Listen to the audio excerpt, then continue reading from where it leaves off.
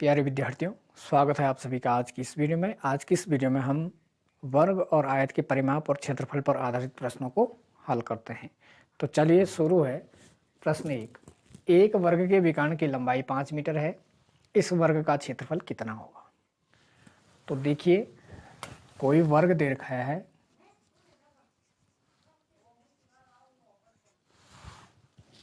ये एक वर्ग है और इसके विकर्ण की लंबाई कितनी दी रखी है? ये होता है विकर्ण। वर्ग के दो विकर्ण होते हैं। वर्ग के आमने सामने के शीर्ष को मिलाने वाली रेखा को विकर्ण कहते हैं। तो इसके विकर्ण की लंबाई क्या है? 5 मीटर। अब वर्ग का क्षेत्रफल निकालना, तो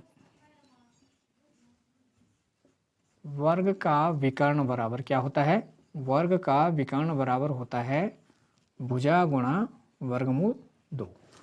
अब यहाँ पे देखिए, विकर्ण कितना दे रखा है? 5 मीटर। तो 5 मीटर बराबर हो जाएगा भुजा गुणा वर्गमूल 2। इसलिए यहाँ से भुजा की लंबाई निकाल दो।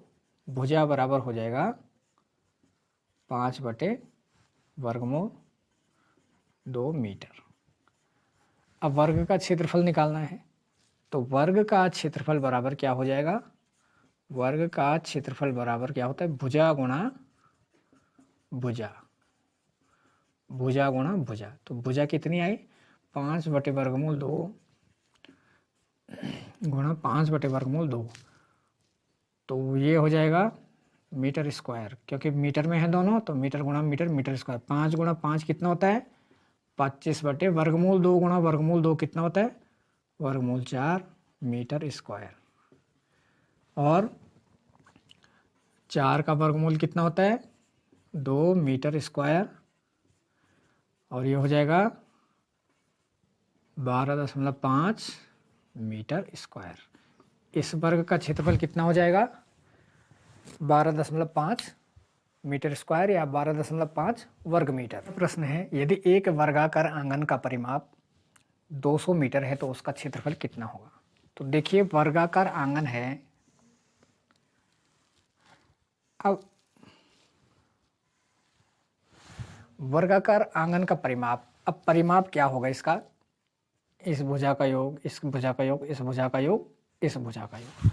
और वर्ग की क्या विशेषता होती है? वर्ग की चारों भुजाएं बराबर होती है। तो वर्ग का जब परिमाप निकालते हैं तो हम क्या निकालते हैं?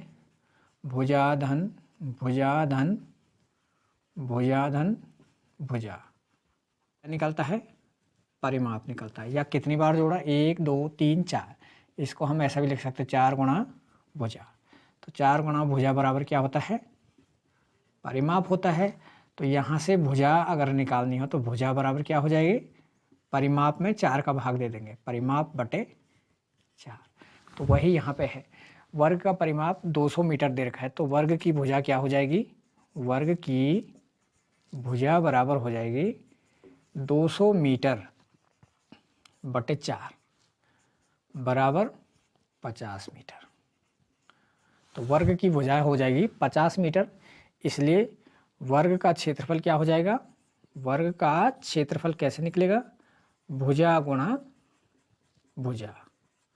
भुजा गुणा भुजा मीन्स 50 मीटर गुणा 50 मीटर। तो ये हो जाएगा 2500 वर्ग मीटर। अगला प्रश्न, एक आयताकार मैदान का परिमाप 480 मीटर है। इसकी लंबाई और चौड़ाई का अनुपात 5:3 है। तो मैदान का क्षेत्रफल क्या होगा?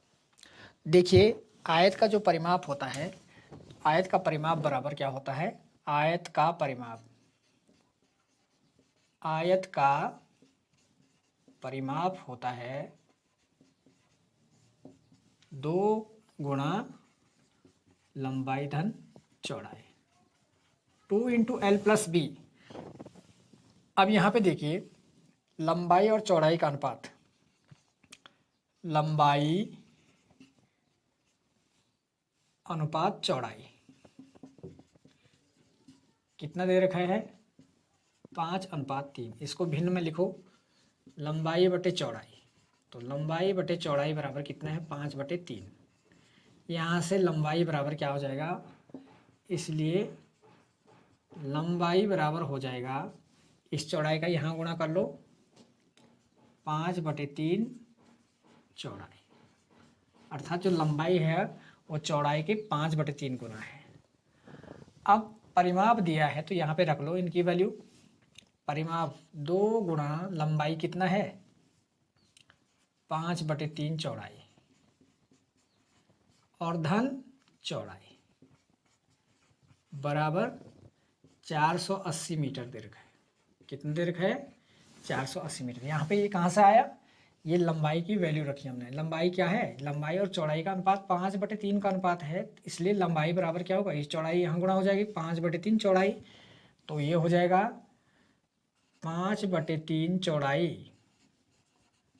चौड़ाई और धन चौड़ाई बराबर, ये 2 कहाँ जाएगा, इसके नीचे आ जाएगा, 480/2 बराबर 240 मीटर। अब यहाँ पे देखिए ये चौड़ाई, इनका एलसीएम ले लो, यहाँ पे 1 ले लो तो 3 और 1 का एलसीएम 3 हो जाएगा, और ये हो जाएगा 5 चौड़ाई ये और 3 चौड़ाई ये, दोनों का एलसीएम लिया, 5 चौड़ाई धन 3 चौड़ाई बराबर कितना हो जाएगा 240 मीटर। 5 और 3 कितना होता है 8, 8/3 चौड़ाई बराबर हो जाएगा 240 मीटर। तो यहाँ से चौड़ाई बराबर क्या हो जाएगा, चौड़ाई बराबर इस 3 का गुणा यहाँ कर लो, 240 गुणा 3 मीटर, और ये 8 कहाँ आ जाएगा इसके नीचे, तो ये हो जाएगा 8 3 24 30 90 मीटर। चौड़ाई कितनी हो जाएगी 90 मीटर हो जाएगी, और यहाँ पे चौड़ाई का मान रख दो तो लंबाई निकल जाएगी। लंबाई कितनी हो जाएगी 5/3 गुणा 90 मीटर, तो ये हो जाएगा 3 3 9 30 30 पंजब 150 मीटर। लंबाई क्या हो जाएगी 150 मीटर। अब मैदान का क्षेत्रफल क्या हो जाएगा, मैदान का क्षेत्रफल हो जाएगा लंबाई गुणा चौड़ाई। लंबाई आई थी 150 मीटर और चौड़ाई आई थी, चौड़ाई कितनी आई थी, चौड़ाई आई थी 90 मीटर।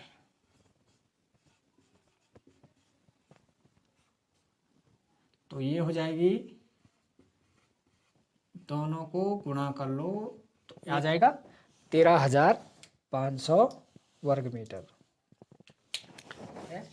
अगला प्रश्न है, एक आयताकार भूखंड जिसकी बीमाएं 100 मीटर और 80 मीटर है के चारों ओर 3 बार बाड़ लगाने में कितना तार लगेगा। अब यहाँ पे देखिए, माने ABCD एक आयताकार भूखंड है, इसकी बीमाई क्या दे रखी है, बीमाई मीन्स लंबाई और चौड़ाई को बोलते हैं बीमाई। तो 100 मीटर, ये 100 मीटर लंबाई हो जाएगी इसकी, और 80 मीटर क्या हो जाएगी इसकी चौड़ाई हो जाएगी। के चारों ओर, अब देखिए चारों ओर मीन्स परिमाप की बात हो रही है, कितनी बार 3 बार तार बाड़ लगानी है, और कितना तार लगेगा मीन्स इसका हमको परिमाप निकालना है, और कितना बार परिमाप 3 बार परिमाप। क्यों, क्योंकि इस पर 3 बार बाड़ लगानी है। तो देखिए पहले सबसे पहली बात, ये 100 मीटर है तो ये भी कितना हो जाएगा 100 मीटर, ये 80 है तो ये भी कितना हो जाएगा 80 मीटर। क्यों, क्योंकि आयत की आमने सामने की भुजाएं क्या होती हैं बराबर हो जाती है। आयत की आमने सामने की भुजाएं क्या होती हैं बराबर होती हैं। अब एक बार का परिमाप निकाल दो, तो परिमाप बराबर हो जाएगा, आयत का परिमाप बराबर क्या होता है 2 × L + B होता है, या लंबाई धन चौड़ाई धन लंबाई धन चौड़ाई। इसको हम 2 × L + B भी लिख सकते हैं। तो ये हो जाएगा 360 मीटर। कितना हो जाएगा 360 मीटर। कहने का मतलब, परिमाप मतलब एक बार की बाड़ लगाने के लिए कितने तार की ज़रूरत है 360 मीटर तार की ज़रूरत है, एक बार के परिमाप के लिए, एक बार की घेर बाड़ के लिए। तो 3 बार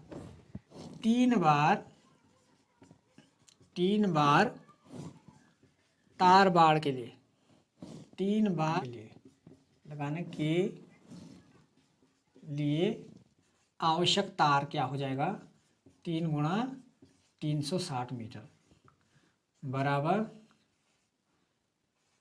1080 मीटर। तो कितने तार की आवश्यकता होगी? 1080 मीटर की। अगला प्रश्न है, एक हाल की विमाएं 20 गुणा 12 मीटर है। 4 मीटर भुजा वाली वर्गाकार टाइलों की संख्या जिनसे फर्श पाटा जा सके है। कहने का मतलब है एक हाल की विमाएं मीन्स लंबाई और चौड़ाई।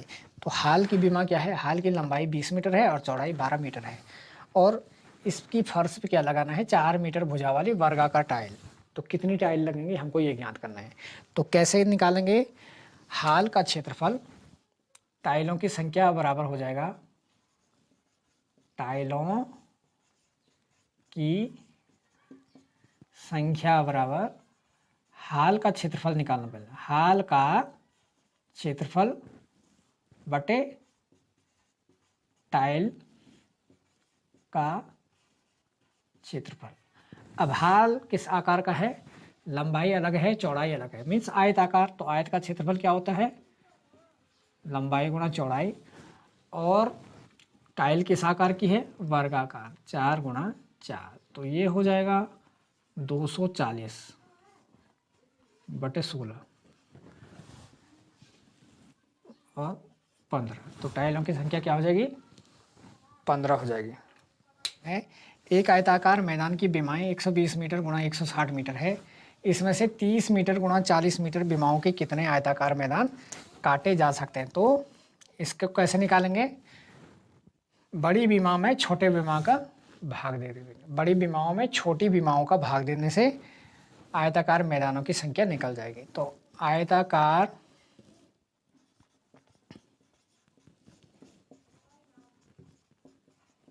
मैदानों की संख्या बराबर 20 मीटर गुणा 160 मीटर बटे 30 मीटर गुणा 40 मीटर। तो ये हो जाएगा 0 से 0 कैंसिल और 16। ये हो जाएगा 16। तो कितने मैदान काटे जा सकते बड़े? 16 मैदान।